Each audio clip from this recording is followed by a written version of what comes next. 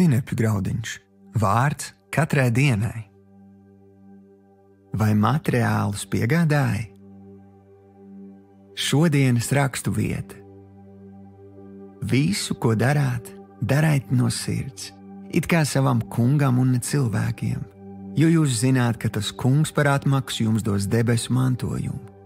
Jūs jau kalpojat savam kungam Kristum. Kas nepareizi darījis, dabūs pelnīto atmaksu. Tur neuzlūko cilvēka vaigu. Kolosiešiem 3. nodaļa, 23. līdz 25. pants. Šodienas pārdomas.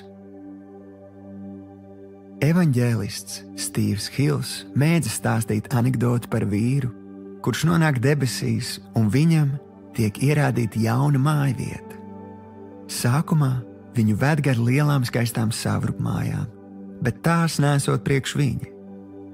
Tādi seko arvien vienkāršāki mājokļi, līdz vīrs nonāk pie asketisks nojums uz 4 mietiem. Apjutis viņš jautā, vai tad Jēzus nevarēja ko labāk uzcelt? Atbilde skanēja, bet vai tu materiālus piegādāji? Daudz cilvēku šajā pasaulē dara labas lietas, bet vai tās ir Dieva lietas? Daudz domā par uzkrājumu vecumdienām, bet cik daudz domā par uzkrājumu mūžībai? Jēzus reiz teica, kas ar mani nesakrāja, tas izkaisa. Padomā, kam tu kalpo, kāda būs tava alga debesīs.